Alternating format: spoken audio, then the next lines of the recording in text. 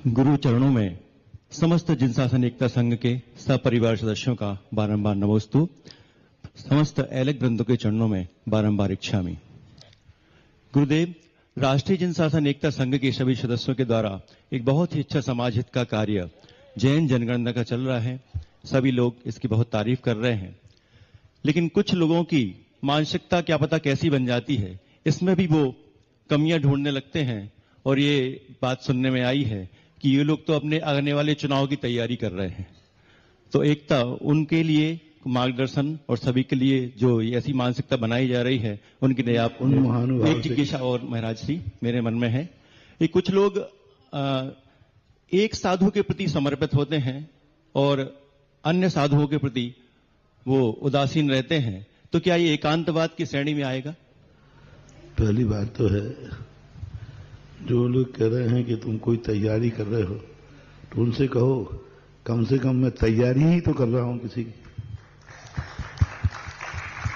तैयारी ही तो कर रहा हूं, निष्क्रिय तो नहीं हूं। सोच होता है, उन सोच की तरफ मत डरो। ऐसे सोच करने वाले लोग नकारात्मक, वही मैंने बात कही ना, सड़क पर एक्सीडेंट वाली गाड़ियां कम होती हैं, सकुशल चलने वाली ज्यादा होती हैं। अच्छे लोगों की सुनो, ऐसे लोगों की सुनो ही मत। ये नकारात्मक है, तुम नहीं करोगे तब भी बोलेंगे, करोगे तब भी बोलेंगे। इनकी तरफ ध्यान मत दो, इनको कोई ध्यान नहीं। ये उसमें शामिल नहीं होते तो साइड में करो।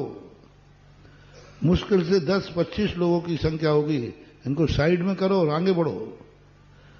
उनकी में एनर्जी मत करो, उनको ना समझाओ, उनको बोलो नहीं। उन्होंने कहा ठीक साहब, आप जो सोच रहे हो वो आपका सोच सही भी हो सकता है, कम से कम मैं तैयारी कर रहा हूं, शायद ये कार्य आप शुरू कर दो तो मैं आपके साथ लग जाऊंगा। उनसे कहो कि चलो मैं नहीं कर रहा हूं, ये काम तुम कर लो, ये फार्म तुम पकड़ लो, आओ तुम भी साथ चलो। मान लो उनको ऐसा लग रहा है तो कहना चलो भाई आप तुम ये कार्यक्रम करो, मैं ये कार्यक्रम तुम्हें सौंपता हूं, तुम मुझे करके सौंप दो। क्योंकि घोषणा तो यही हुई है कि जो जहां की जनगणना करना चाहे वो करे।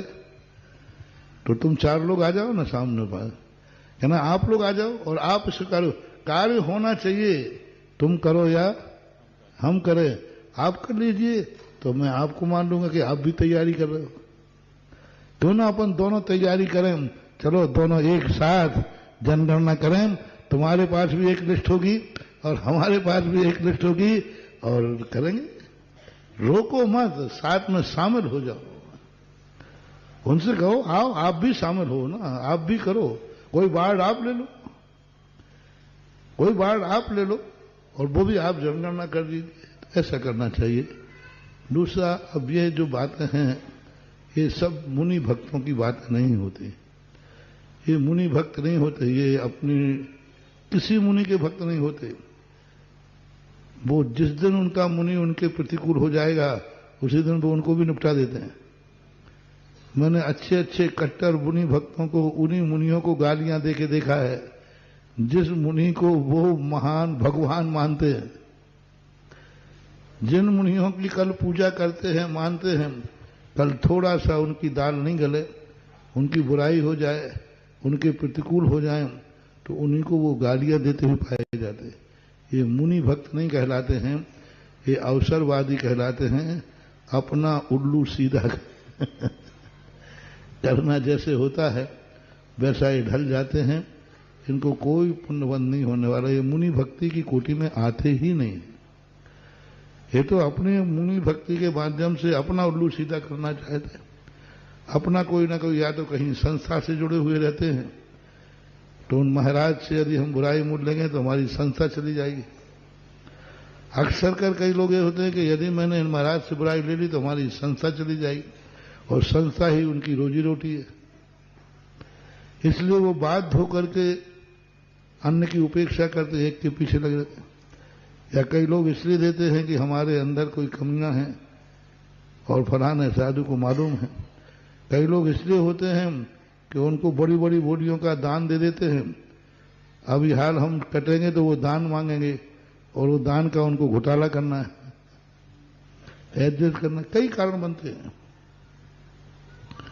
कई कारण बनते हैं, पर ये कारण जो हैं ये धर्मात्मा के नहीं हैं, ये मुनि भक्ति के नहीं हैं। इन लोगों को कोई भी कुछ भी नहीं होता है ऐसा मानना चाहिए। नमस्ते। जिज्ञासा रखेंगे भाई रियांश जैन सागर से। कहाँ है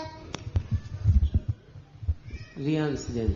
और इसके बाद तैयार रहे श्रीमान सुशील जी सानोदा सागर से। नमोस्तु महाराज जी, मेरी जिज्ञासा ये है कुछ कि घोषणा है।